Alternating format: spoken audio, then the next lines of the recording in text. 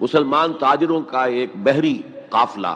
جو سرندیپ سے لنکا سے جا رہا تھا عرب کی طرف، اسے یہاں کراچی کے قریب اسے یہاں کے سندھی ڈاکوؤں نے لوٹ لیا۔ اس پر مطالبہ آیا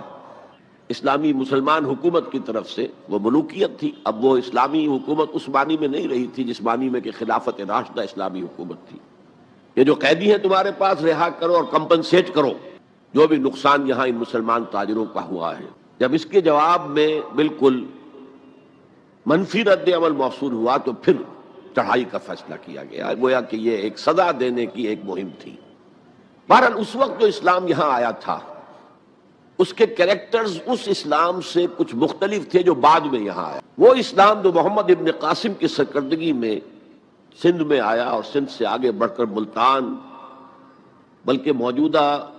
پاکستان کے تقریباً پورے نصف علاقے تک پہنچ گیا تھا، فٹ ہلز آف کشمیر تک، تو یہ اسلام خالص عربی اسلام تھا۔ ملوکیت تو آ گئی تھی لیکن بدویت اور عربیت جو ہے اس کی چھاپ اس پر ابھی گہری تھی، اور اس اسلام میں نہ ابھی فرقے تھے، نہ مسلک تھے، نہ حنفی، نہ مالکی، نہ شافعی، نہ حنبلی، نہ عقائد کے بارے میں بحثیں شروع ہوئی تھیں، علم کلام کی بحثیں ہوئی تھیں، نہ ابھی یونانی فلسفے اور منطق کا حملہ ہوا تھا، ابھی کچھ نہیں تھا، سادہ اسلام۔ اسلام اپنی اصل سادگی پر برقرار تھا، چنانچہ اس کی قوت تسخیر بڑی زبردست ثابت ہوئی، اور خاص طور پر محمد ابن قاسم جو نوجوان 17-18 برس کا نوجوان اور نہایت نیک اور پاک باز، سندھ کے ہندوؤں نے جو اپنی ایک روایت ہے کہ اس طرح کا آدمی تو کوئی اوتار ہی ہو سکتا ہے، فارسی میں بھی کہا جاتا ہے کہ در جوانی توبہ کردن شیوہ پیغمبری است، جوانی کے اس عمر میں بھی کوئی شخص پاک زندگی گزار رہا ہو تو یہ تو پیغمبروں کا طریقہ ہے، اور ہندوستان میں تصور پیغمبروں کا نہیں تھا، اوتاروں کا تھا، تو اسے بھی ایک اوتار سمجھ کر اس کی مورتیاں تراش کر مندروں میں رکھ لی گئیں اور ان کو پوجا جانے لگا۔ یہی چیز اس کے لیے خطرے کا سبب بن گئی ہے، کیونکہ اب بیک ہوم اسلام کا جو اصل گھر تھا عرب، اس میں ملوکیت آ چکی تھی، اور ملوکیت کبھی اسے برداشت نہیں کر سکتی کہ کوئی اور شخص اتنا پاپولر ہو جائے کہ اسے چیلنج کر سکے، لہذا محمد بن قاسم کو بلایا گیا اور شہید کر دیا گیا۔ اب اس کے بعد ظاہر بات ہے کہ وہ اسلام ریسیڈ کرنا شروع ہوا، واپس آنا شروع ہوا، اس کے کچھ اثرات اس علاقے میں رہ گئے، لیکن اسلام کی واپسی، یہ اسلام کا پہلا ورود تھا بر عظیم کی سرزمین پر۔ اس کے بعد اسلام آیا ہے 300 برس بعد،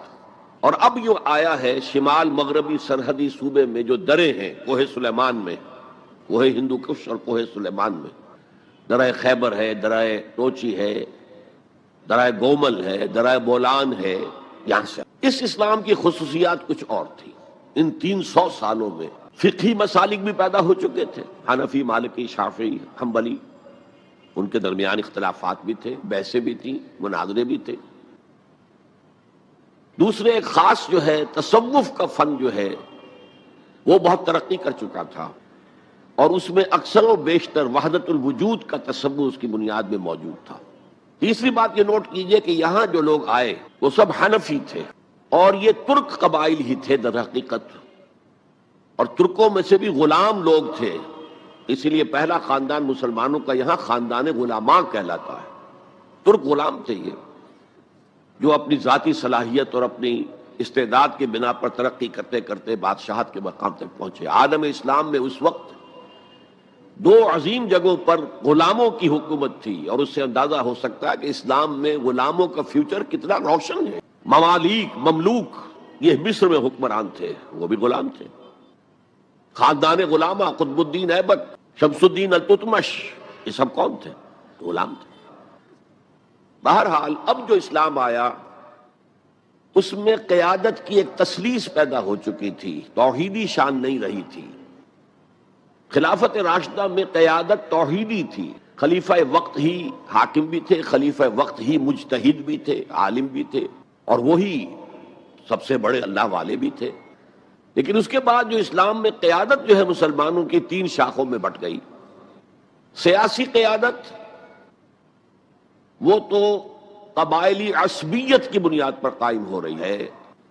تو سیاست تو ہو گئی طاقت کے بل پر، جس کی لاٹھی اس کی بھینس۔ اس کے بعد جو اس دینی قیادت تھی وہ دو حصوں میں منقسم ہو گئی، علمی قیادت علماء، مفسرین، فقہاء، محدثین، اور ایک ہو گئی صوفیاء کی قیادت۔ تو یہ تھی کیفیت جس میں کہ بر عظیم پاک و ہند میں اسلام وارد ہوا ہے پہلے ورود کے 300 برس بعد۔ اب اس کے 500 برس کے بعد یہاں ایک اور ایلیمنٹ آیا، اور وہ تھا شیعیت کا۔ آپ کو معلوم ہے کہ سن 1000 عیسوی میں پاکستان کا جو علاقہ اس وقت کا ہے یہ عالم اسلام میں داخل ہو چکا تھا۔ شہاب الدین غوری وغیرہ کی حکومت وہاں تک تو تھی، البتہ دہلی پر 1206 میں تخت دہلی جو ہے مسلمانوں کا 1206 میں شروع ہوا ہے۔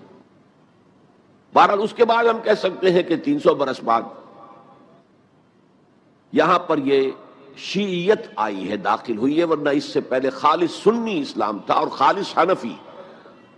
شیعیت کی وجہ سے جو کچھ بھی بعد میں اسلام کو یہاں پر اس تقسیم کی وجہ سے،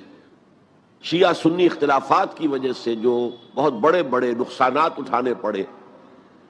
ان میں سے مثلاً 2 کا میں تذکرہ کرنا چاہتا ہوں۔ ڈاکٹر امبیڈکر، انہوں نے فیصلہ کیا تھا میں مسلمان ہو جاؤں، گویا کہ یہاں کے اچھوتوں کا مسئلہ وہ اس طور سے حل کرنا چاہتے تھے کہ ہم ان بلاک مسلمان ہو جائیں، لیکن جب ان کے بارے میں معلوم ہوا تو پھر وہاں پہنچ گئے کچھ لوگ کہ آپ اس مسلک کو اختیار کریں یا اس کو کریں۔ وہ اسی حیث بحث میں پھر انہوں نے فیصلہ کیا کہ میں کوئی بھی نہیں اختیار کرتا، اگر کوئی ایک اسلام ہے ہی نہیں، اب میں ایک کو اختیار کرتا ہوں تو دوسرے سے میری مخاصمت ہو جائے گی، دوسرے کو اختیار کرتا ہوں تو پہلے سے ہو جائے گی۔ اب اگلا دور آیا، ہندوستان میں انگریز آ گئے۔ یہاں موجود بہت سے غیر مسلموں کو شاید میری باتیں اب کچھ ناگوار گزریں، لیکن کچھ حقائق ہیں جو تلخ ہیں لیکن حقائق ہیں، انہیں سمجھنا چاہیے۔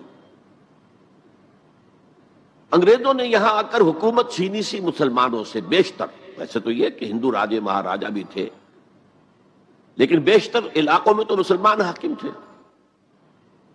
لہذا انہوں نے مسلمانوں کو دبانا بہت ضروری سمجھا، اس لیے کہ جو سابق حاکم ہو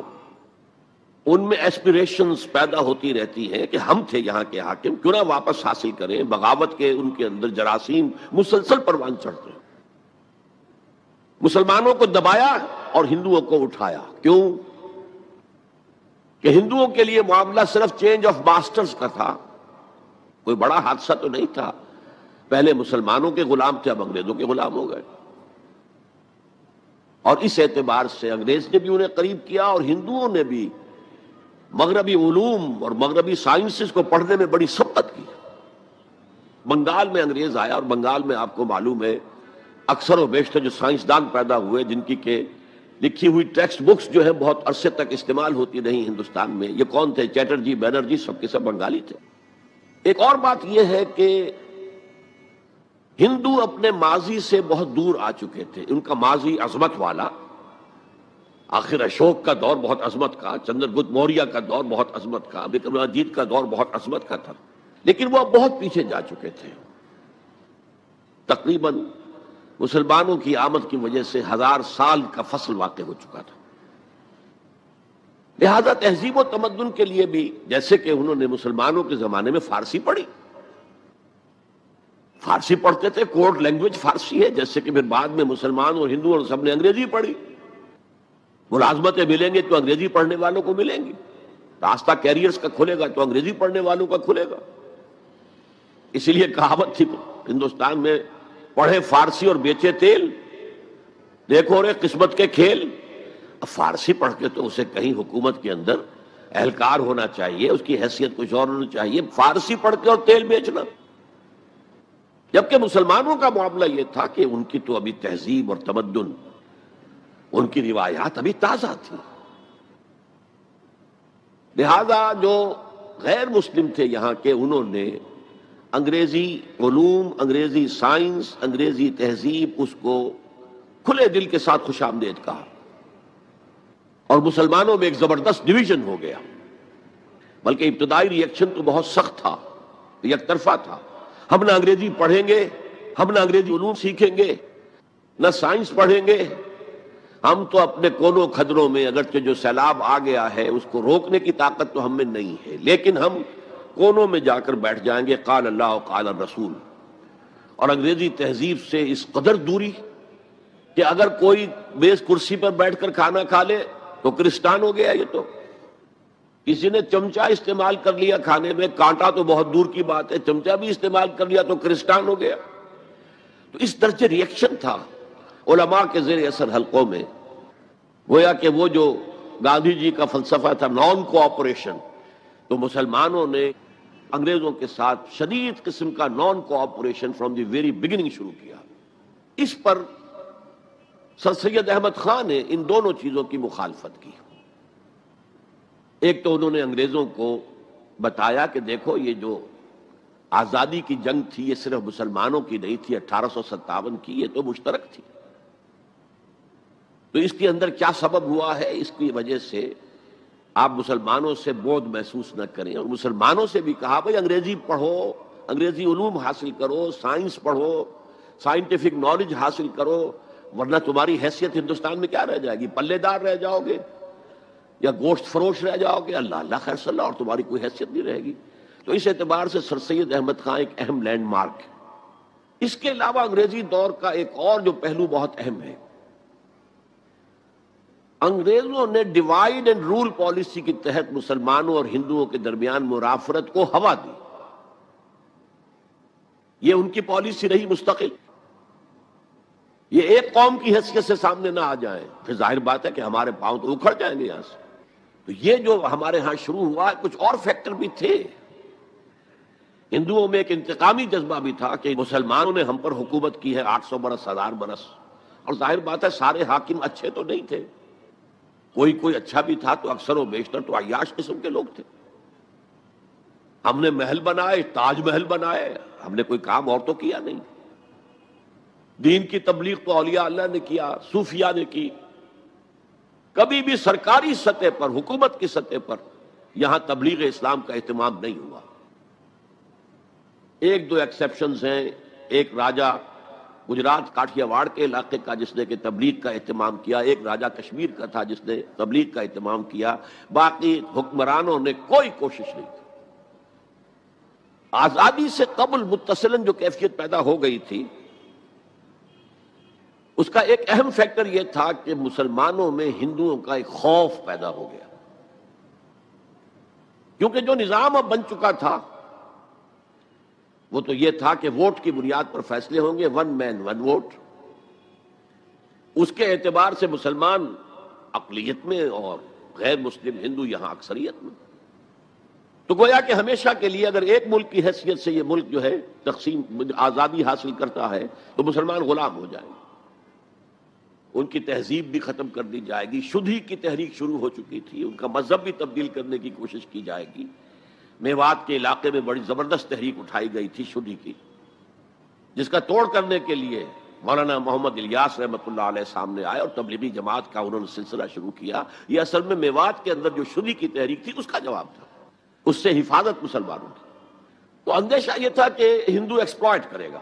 ہماری تہذیب کو ختم کرے گا، ہماری زبان کو ختم کرے گا، معاشی طور پر ہمیں ایکسپلائٹ کرے گا، مفلوج کرے گا، اور اپنی سی کوشش کرے گا کہ ہمارا مذہب بھی تبدیل کرا دے۔ مسلمانوں کی ایک قومی جماعت، اگرچہ وہ شروع میں قومی اس کو کہنا غلط تھا، وہ نوابوں، جاگیرداروں، نواب زادوں ان کی جماعت تھی مسلم لیگ، جو 1906 میں قائم ہوئی۔ مسلمان عوام کا اس سے ساتھ کوئی نہ رابطہ تھا، نہ ان کا کوئی رابطہ عوام کے ساتھ۔ اس کی جو 1906 سے لے کر 1924 تک کی جد و جہد ہے،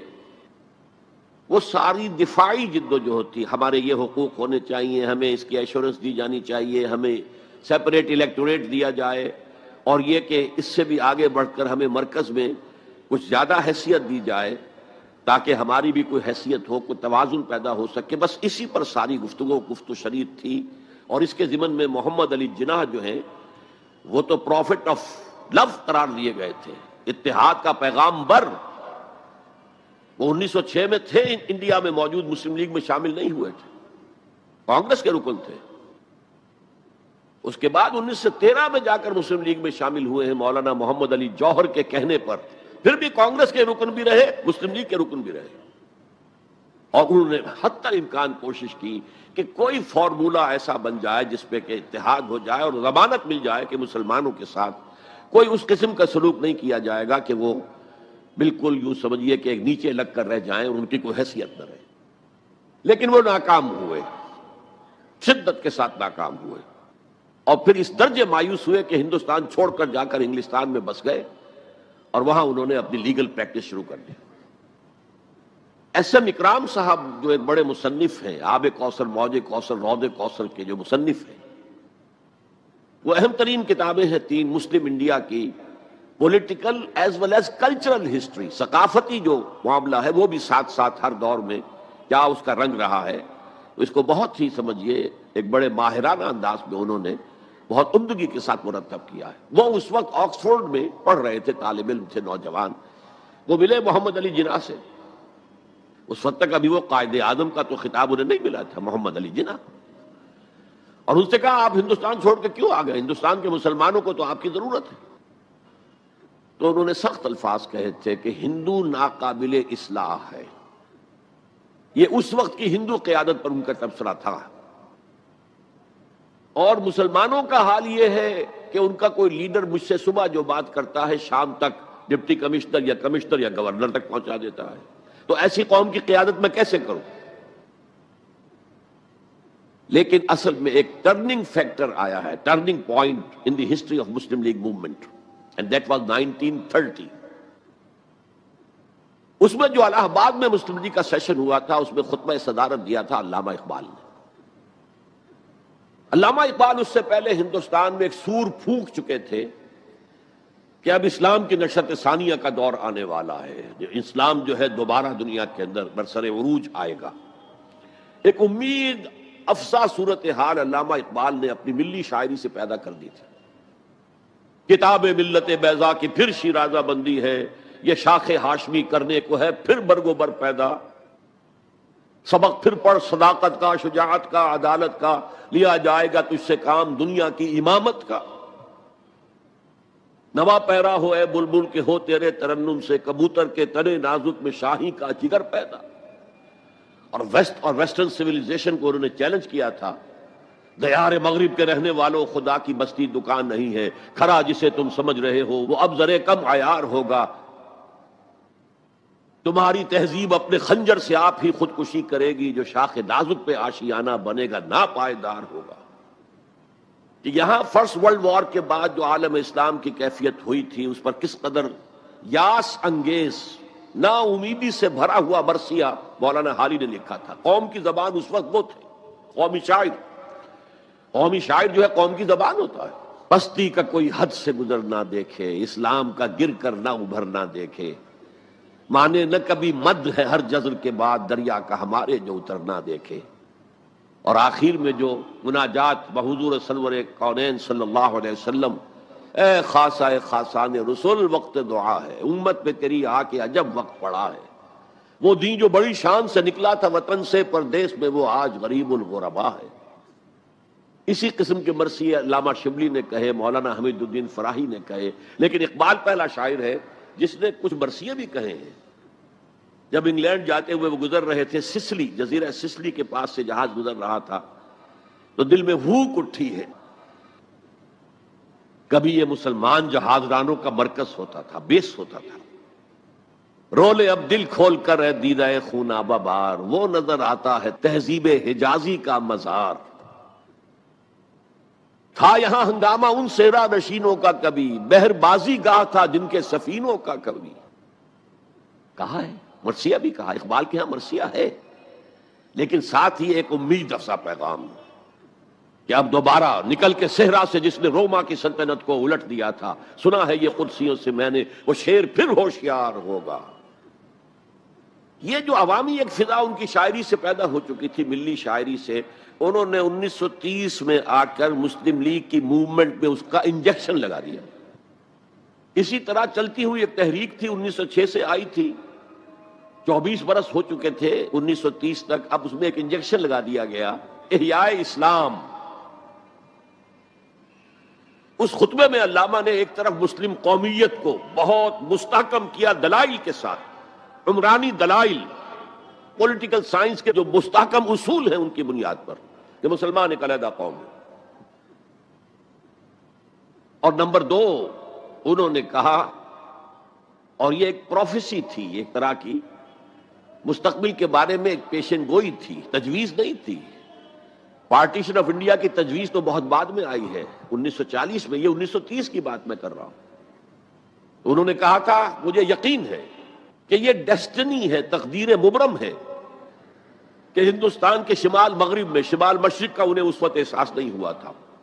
ایسٹ پاکستان کا جو اب بنگلہ دیش ہے ادھر ان کی نگاہ نہیں گئی تھی، ہندوستان کے شمال مغرب کے اندر ایک آزاد مسلمان ریاست قائم ہوگی، اور اگر ایسا ہو گیا تو ہمیں موقع مل جائے گا کہ دور ملوکیت میں، جس کے لیے لفظ بڑا ثقیل استعمال کیا انہوں نے، عرب امپیریلزم، یہ بنو امیہ، بنو عباس، یہ عرب امپیریلسٹ تھے، یہ عرب قوم کا امپیریلزم تھا، ان کی حکومت اسلام کی عکاسی کرنے والی نہیں تھی، اسلام کی عکاسی کرنے والی تو خلافت راشدہ تھی، ابو بکر تھے، عمر تھے، عثمان تھے، علی تھے رضی اللہ تعالی عنہ۔ تو دور ملوکیت میں یا دور عرب امپیریلزم میں جو داغ دھبے آ گئے ہیں اسلام کے چہرے پر، انہیں صاف کر کے اور صحیح اسلام کی ایک شکل دنیا کو دکھائیں، یہ انجیکشن ہے پازیٹیو مقصد کا۔ اس وقت تک، اس سے پہلے تک تحریک صرف ایک منفی جذبے پر چل رہی تھی، ہندو کا خوف، ہندو اکثریت کا خوف، ایکسپلائٹیشن کا اندیشہ، لیکن اب اسے ایک مثبت بنیاد مل گئی۔ 1932 میں قائد اعظم گئے انگلستان، لندن، گول میز کانفرنس میں، جناح صاحب اس میں شریک نہیں تھے اس لیے کہ وہ تو ویسے سیاست کا میدان چھوڑ چکے تھے۔ اس موقع پر پھر علامہ اقبال نے ملاقاتیں کی ہیں جناح صاحب سے، اور وہی انجیکشن ان کو بھی لگایا اور انہیں پھر آمادہ کیا کہ آئیں واپس ہندوستان، اور اس انجیکشن کے حوالے سے مسلمانوں نے ہند کو منظم کریں اور جمع کریں۔ تو یہ پھر تحریک پاکستان جو ہے، چونکہ مسلمانوں کے جذبات کے ساتھ اس کی ہم آہنگی، معجزہ ہو گیا کہ مسلم مائنورٹی کے پروونسز نے کس طریقے سے یکجا اور یکسو ہو کر اس موومنٹ کو سپورٹ کیا، حالانکہ انہیں معلوم ہے کہ کسی بھی حساب سے ان کے تو پاکستان میں شامل ہونے کا کوئی امکان تھا ہی نہیں، بلکہ تحریک مسلم لیگ اصل میں مائنورٹی پروونسز کی تحریک تھی۔ جو صوبے بعد میں پاکستان میں شامل ہوئے ہیں ان میں سرحد میں تو کانگریس کی حکومت تھی ٹل دی لاسٹ ڈیٹ، پنجاب میں یونینسٹ حکومت تھی ٹل دی لاسٹ ڈیٹ، صرف ایک سندھ تھا مغربی پاکستان میں کہ جو وہاں مسلم لیگ کی حکومت تھی۔ ہاں، بنگال میں مسلم لیگ کی حکومت تھی، اور بنگال ہی مولد ہے جہاں ولادت ہوئی ہے 1906 میں مسلم لیگ کی، اور طویل ترین عرصے تک مسلم لیگ کی حکومت وہاں رہی۔ اب بھی وہاں پر تحریکیں چلتی رہتی ہیں اینٹی پاکستان، 2 مرتبہ پاکستان نے ایئر فورس بھی استعمال کی ہے وہاں پر، یہ سب کچھ آپ کو معلوم ہے۔ بہرحال اس کے نتیجے میں ملک تقسیم ہو گیا، اور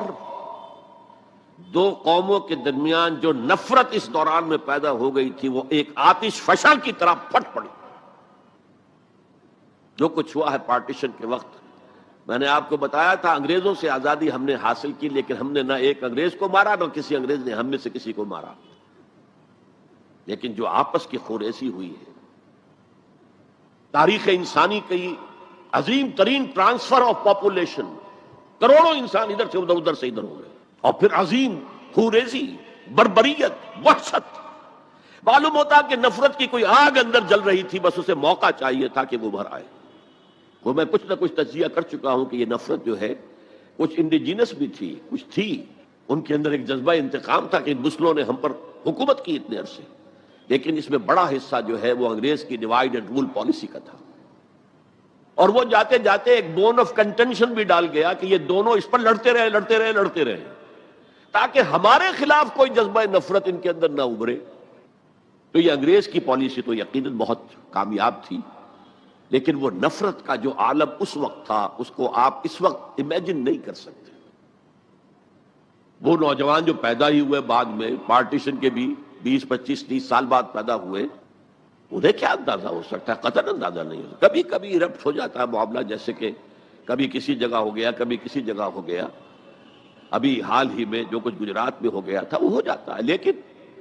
یہ کہ کوئی ہندو اور مسلمانوں کے درمیان وہ دشمنی اور وہ معاملہ اب نہیں ہے، بلکہ بہت سے لوگ اس کو امیجن ہی نہیں کر سکتے کہ معاملہ کس حد تک پہنچ گیا۔ اس کے بعد ایک خیال یہ تھا ہندوستان میں کہ پاکستان جلدی ختم ہو جائے گا، اور اس کی کوششیں بھی کی گئیں۔ پاکستان کے حصے کا روپیہ روک لیا گیا، پاکستان کے حصے کے ہتھیار روک لیے گئے۔ پاکستان نے اس کو محسوس کیا کہ it's a threat to its existence, جس کے نتیجے میں، جس کے رد عمل میں وہ امریکہ کی جھولی میں جا گرا۔ It was a reaction.